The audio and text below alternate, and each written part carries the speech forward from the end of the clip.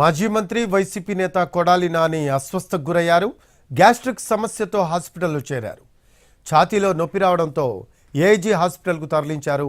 ప్రస్తుతం చికిత్స కొనసాగుతోంది. గతంలోనే కొడాలి నానికి గుండె సంబంధిత వ్యాధులున్నట్లు చెబుతూ ఉన్నారు కుటుంబ సభ్యులు. ఛాతీ నొప్పి రావడంతో హుటాహుటిన హైదరాబాద్లోని ఏఐజీ హాస్పిటల్కు తరలించారు కుటుంబ సభ్యులు. మరో అప్డేట్స్ తెలుసుకుందాం. మా కరెస్పాండెంట్ రాధిక ఉన్నారు. రాధిక, మాజీ మంత్రి వైసీపీ నేత కొడాలి నాని అస్వస్థకు గురైనట్టు సమాచారం. ఏఐజీ హాస్పిటల్ ప్రస్తుతం చికిత్స కొనసాగుతున్నట్టు సమాచారం. లేటెస్ట్ అప్డేట్స్ ఏంటి? ప్రస్తుతం ఆయన ఆరోగ్య పరిస్థితి ఎలా ఉంది రాధిక?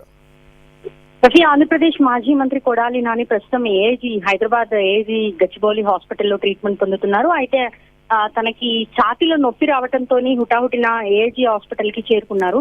ప్రస్తుతం ఆయన ఆరోగ్యం నిలకడగా ఉన్నప్పటికీ గతంలో ఆయనకి కొంత గుండె సంబంధిత వ్యాధులు ఉన్నట్టుగా వైద్యులు చెప్తున్నారు. సో ఆ నేపథ్యంలోనే చెస్ట్ పెయిన్, అంటే నిజంగా చెస్ట్ పెయిన్ వచ్చిందా, గ్యాస్ట్రిక్ ఇష్యూస్ తో చెస్ట్ పెయిన్ వచ్చిందా, లేదా తనకి గుండె సంబంధిత వ్యాధి ఆల్రెడీ ఉంది కాబట్టి గుండెకి సంబంధించి ఏమైనా ఇష్యూ ఉందా అనేది ఫైండ్ అవుట్ చేయడానికి డాక్టర్స్ అయితే ప్రస్తుతం ట్రీట్మెంట్ కొనసాగిస్తున్నారు. ప్రస్తుతం అయితే ఆయన ఐసీయూలోనే ఉన్నారు అని డాక్టర్స్ చెప్తున్నారు. ప్రస్తుతం నిలకడగా ఉందని చెప్తున్నప్పటికీ కూడా ఛాతీ నొప్పితో హాస్పిటల్ కి వచ్చారు కాబట్టి కొంత డౌట్ఫుల్ గానే వైద్యులు కూడా చెప్తున్న పరిస్థితి అయితే ఉంది. ప్రస్తుతానికి ఏఐజీ హాస్పిటల్లో ట్రీట్మెంట్ పొందుతున్నారు. కుటుంబ సభ్యులు ఇప్పుడిప్పుడే హాస్పిటల్ కి చేరుకుంటున్న పరిస్థితి కనిపిస్తుంది. రాధిక, కుటుంబ సభ్యులతో ఏమన్నా మాట్లాడారా? ఏమంటున్నారు వాళ్ళు దీనికి సంబంధించి?